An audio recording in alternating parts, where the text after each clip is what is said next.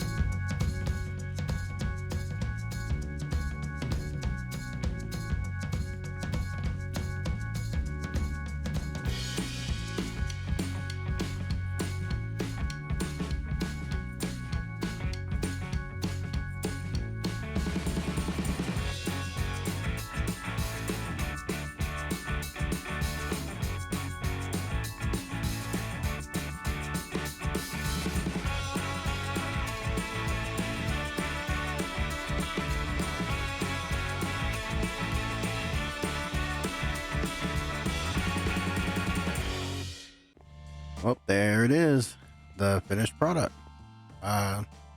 Actually, extremely proud of this. I think it still needs a little bit of detailing work in here, and that's probably going to come in the form of some kind of greenery. I'm thinking maybe vines, but I don't have those yet. So, but aside from that, I really like the way this has turned out. Also, I want to put some more bookshelves back here behind the desk. But other than that, oh, and I want to change these out for soul torches and soul lanterns and put them in here. But I think that's about it. Maybe some paintings. We might throw some paintings up in here at some point. I don't know. But this is the main part. Everything else is just decorative, look pretty. But this is the important part. So let's look at this a little deeper. You got your enchanting table. Now just the enchanting table by itself, if you put an item in it, is only going to provide enchantments available for level 1 to 8. Maximum of level 8. And each one of these is going to cost you 1, 2, or 3 levels, as well as 1, 2, or 3 lapis. Now, adding bookshelves to your setup increases your level. See, here we have 3 bookshelves, and now if we put the sword in, we've got a level 10. With 3 bookshelves, your maximum level is 12, but it's all kind of randomized. If we take this out and put this in, we still get a 10. Either way. So let's look at some configurations. Your maximum number of bookshelves is 15. At 15 bookshelves, you have access to level 30 enchantments. For the most part, you're always going to have a level 30 in this top slot. The rest of them might be hit or miss, but to have a level 30. Now this configuration right here is actually 16 bookshelves, but that doesn't really hurt anything. It'll work, but 15 is the max. Anything more than that is just, well, right now in this configuration, it's just to make it symmetrical. I could knock out that bookshelf and that would still be 15. We'd still have access to level 30. But now this configuration doesn't include the corners. However, this one does. The corners still count. The only thing that really matters is that there is 1 block space between the bookshelves and the enchanting table. You can be on the same level as the enchanting table or 1 level above. As long as you keep those rules in mind, you can get any kind of lopsided. There, now, okay, yeah, now that's 15. You can get any kind of creative that you want as long as you keep a 1 block space between your bookshelves and your enchanting table, and your bookshelves can either be on the same level or 1 level above. Now, these particles you see, these letters flying through the air, this is how you know that your bookshelves are doing their job. As long as you're getting those particles, they're applying power to the enchanting table. And again, however you want to set your bookshelves up and make it look cool, it's up to you. Here's another configuration of 16 bookshelves, but this one includes the corners. And you can see that even though they kind of seem like they're obscured, we still have level 30 here. So your corners are still okay. Here, here, here, here. There just can't be any blocks in here. Now, let's look at what won't work. Right here, we have the bookshelves set into the floor. And as you can see, we're not getting any letters flying around. And if we put this in here, yep, bookshelves aren't doing anything. Here, we've got the enchanting table raised up a block. And again, there's no little letters flying in, and the bookshelves are doing nothing. The bookshelves have to be even or 1 block above. They cannot be below the enchanting table. And there cannot be anything in between the bookshelves and the enchanting table. Carpet, glass, torches, lanterns, it doesn't matter. Nothing can be between. So since these 2 spaces are still open, we're getting some bookshelves, but you can see we're not getting the full effect. And that also includes water. Water will prevent your bookshelves from talking to the enchanting table. Now, however, if we get rid of all of this water, you'll start seeing the letters flying in, and we now have level 30.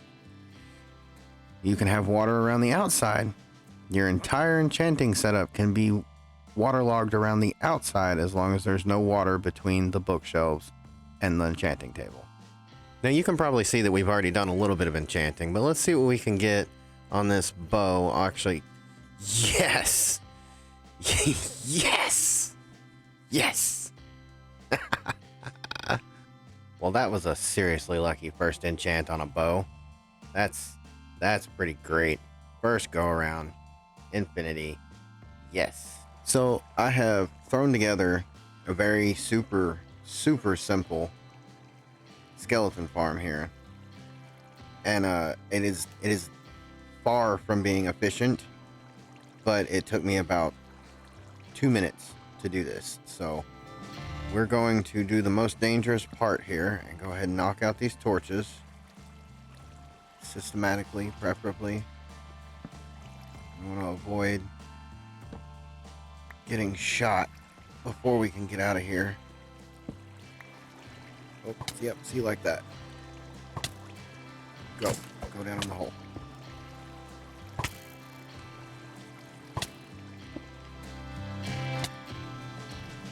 Oh. Oh yeah, recipe this part. Now again, definitely not the most efficient, but it'll be a source of experience for a little while, and at least now they don't seem to be able to hit me. And yeah, we're gonna eat up the durability on this sword, but we'll do a much better farm with this later. Right now, I'm just trying to get some experience so we can finish enchanting things. Oh, we are having some amazing luck on enchanting here. Sharpness 4, looting 3, first try on the sword. Let's see if we can keep that kind of luck rolling going forward. That's great. Yes.